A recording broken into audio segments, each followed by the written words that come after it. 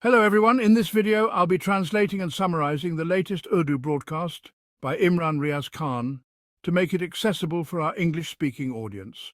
Let's go through the key developments and insights in Imran Riaz Khan's words. Let me talk about the tragic incident that occurred in Khyber Pakhtunkhwa. A lot of artificial intelligence videos and images are being created about it now. And in my opinion, things are now being seen through a political lens. This is an administrative issue, a very tragic matter, and whether it's the Khyber Pakhtunkhwa government, the local administration, PDMA or NDMA, it is their negligence, their failure that such unfortunate incidents happen with tourists in Pakistan repeatedly. But neither can these incidents be prevented, nor is there any method to control them, nor is there any proper equipment or arrangements available for rescuing the tourists. This equipment isn't even that expensive. News had been circulating that drones would be used for rescue, which is a good thing, and it's not that expensive. This formula is not a very costly one. Drones can be used for rescues. Besides drones, you can also use boats, ropes, good life jackets, and other gear required for going into the water. You will need to train your workers, prepare them, and make them ready to help whenever someone is in trouble. Whether it's the Punjab government or the federal government, they have taken this as an opportunity, and their allies have also seen it that way. Look, Pakistan Tehreek-e-Insaf or PTI is a party whose social media workers stand up against every wrong thing. The criticism on this incident began from PTI's own social media, from their own workers who said it was wrong and there should be accountability for it. But after that, we saw that PML, NPPP and other parties, along with their supporters, decided to use this issue against Ali Amin Gandapur and the Khyber Pakhtunkhwa government. They are mixing this issue with other matters, saying that people shouldn't visit Khyber Pakhtunkhwa for tourism at all. Why shouldn't they go? People should definitely visit Khyber Pakhtunkhwa for tourism. This incident is the result of the negligence of the administration. The administration needs to be fixed, not tourism. The people who are running private businesses in Khyber Pakhtunkhwa, whether they are hotel owners, chefs or transporters, they are very welcoming and they take great care of the tourists who come there. In my opinion, this was not the time to spread hatred, but everything is being used for political purposes. Similarly, a question is being raised and Shahid Afridi might have remembered this tweet or was asked to tweet about it.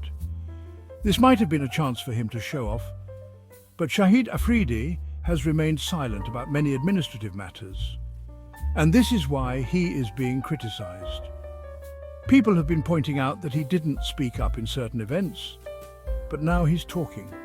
For example, a major incident took place and people are saying that this was a natural disaster and this happened as a result of that disaster which shouldn't have happened. But if you look at it from another angle, in Punjab, in Pakistan, a hospital has lost nearly 20 children in the past few days. According to reports, 11 of these children were newborns, 4 were 1 day old, 1 was 5 days old and 1 was 5 years old. The initial inquiry gave a clean chit to the doctors and nurses saying they were not at fault. The deaths were recorded incorrectly and strange things were said, but no one is trusting the report, and an article was published in Dawn on this matter. In just 6 days, 20 newborns died in the DHQ hospital in Pakistan. Now, children are dying in the hospital, not in the river.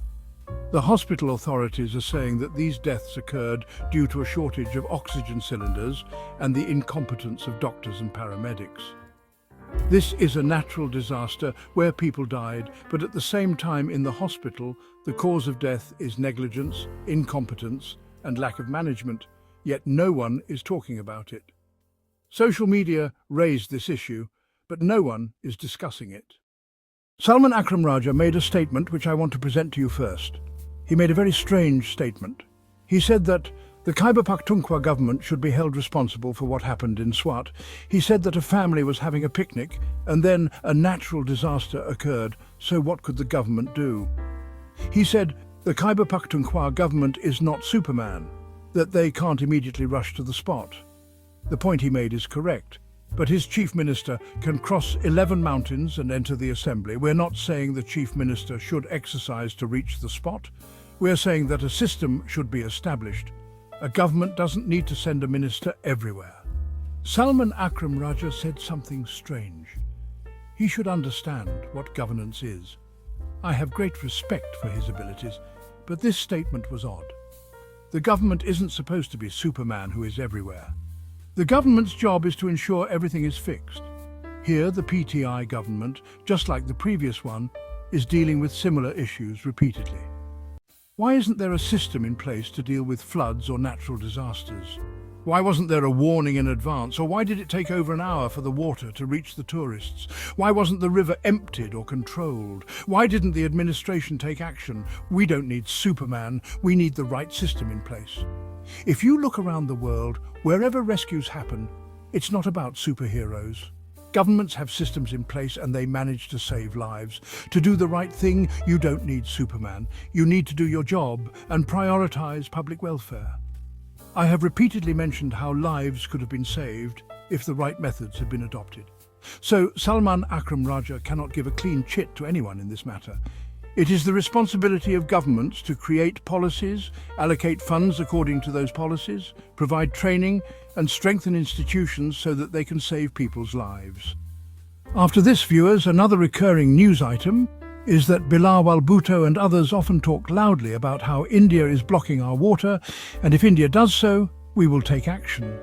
The flood-like situation we are facing right now is due to the cloudburst, and heavy rainfall in many areas of Pakistan, especially in the catchment areas, has led to increased flow in rivers and streams.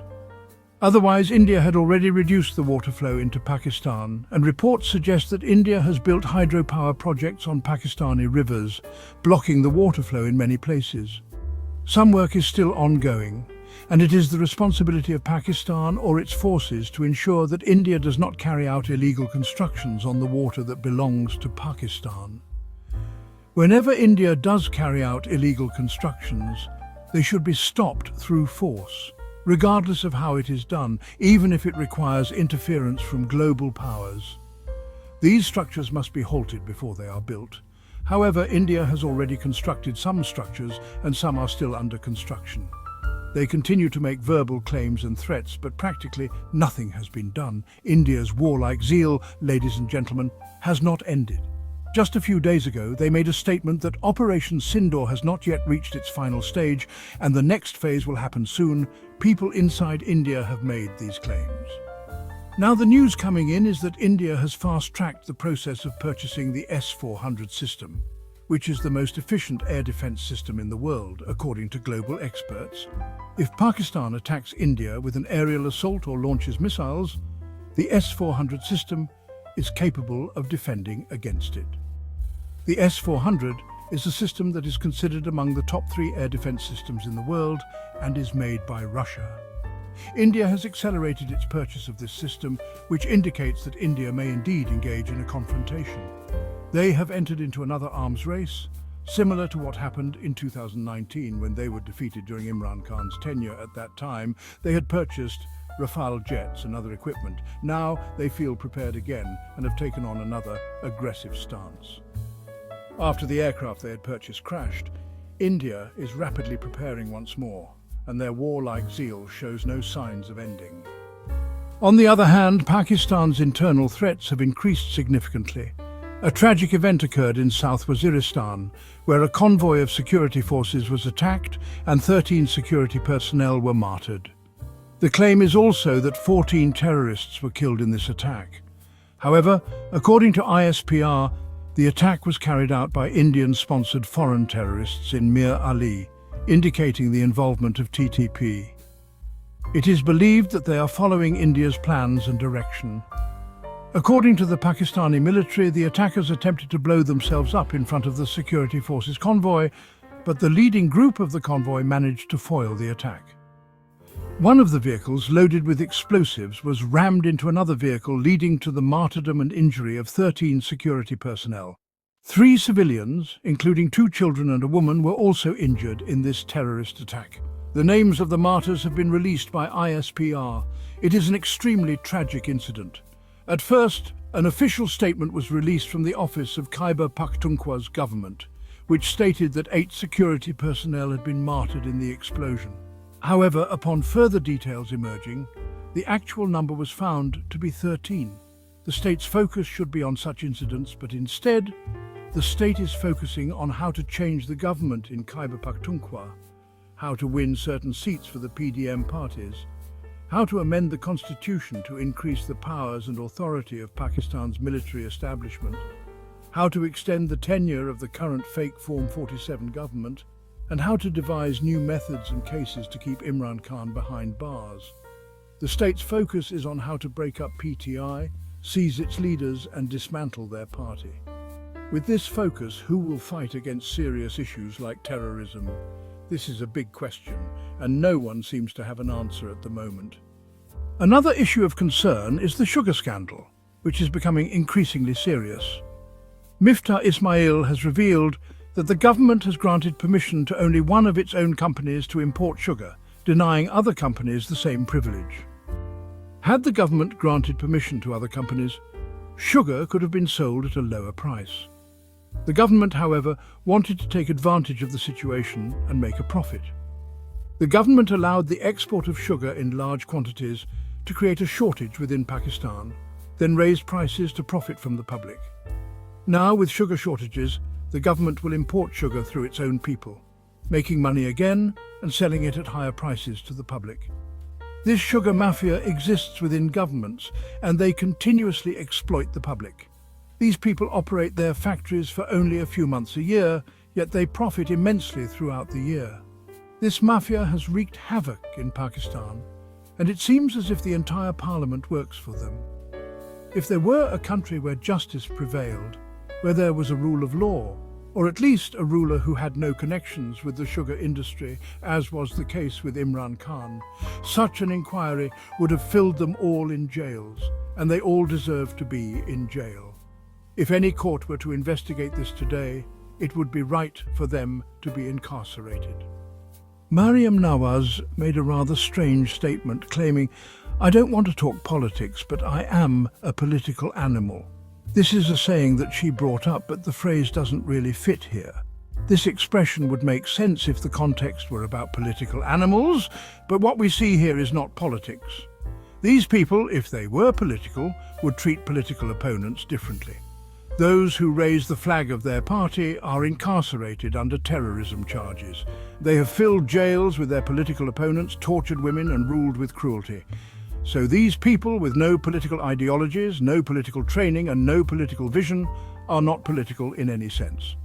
Now let's consider the word animal. In Pakistan it seems to fit because the law of the jungle is in effect, and in the jungle animals reign. So the term animal seems to carry some weight in this context. Another important issue is Gaza, where calamity has struck. Since the ceasefire between Israel and Iran, it seems that a catastrophe has unfolded in Gaza. On a daily basis, around 80 Palestinians, including children, aid workers and starving civilians searching for food, are being killed. They are bombed, shelled and fired upon repeatedly. The murder of innocent Palestinians continues, and hundreds are injured on a daily basis. Donald Trump and others had said that there would be a ceasefire, but the large-scale genocide continues. The world has the opportunity to stop this slaughter, especially of unarmed Palestinians and aid workers. To bring peace, the best way is to resolve the Palestinian issue permanently and give the Palestinians their rights so they can live peacefully. That is the only way peace will be achieved. That wraps up our translation of Imran Riaz Khan's video. I hope this English version helped you understand his message better.